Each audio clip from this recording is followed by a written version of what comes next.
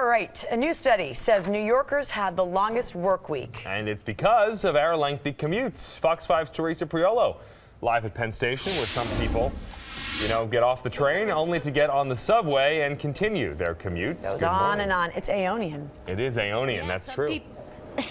Some people take a bus as well. Ben and Juliet, you'd be hard-pressed to find anybody here at Penn Station who doesn't deal with some type of commute.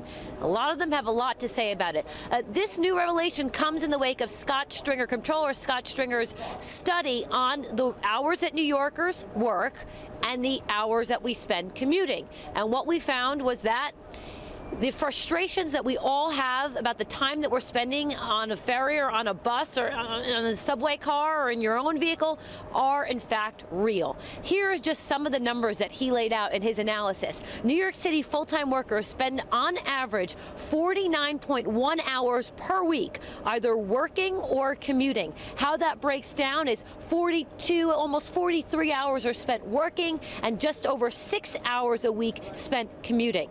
Now, to put this in perspective, if you have a family that lives anywhere else in the country, then you can tell them that as a New Yorker, you commute an hour and say 10 minutes more than your friends and family who live in D.C., 3 hours more than your friends who live in L.A., almost 4 hours more than people who live in Phoenix, and close to 5 hours more than our good friends who live in Milwaukee, Wisconsin. I took this to people here in Penn Station, and they told me that it is in fact true, and they experience it every day. 12 to 14 a day. And does that include your commute, or is that on? Is that? It does. I mean, typically I'm lucky. Actually, I'm one of the people that moved to Brooklyn, so when it's nice out, I could actually bike over the Brooklyn Bridge. Got to be one of the best commutes in the world. Actually, I live in Pennsylvania, so I actually travel every day into New York. Wow. On the 4:30 bus, and I get here at this time of the day. I'd say 2 hours each day, so about 10 hours a week. That's a lot. Yeah.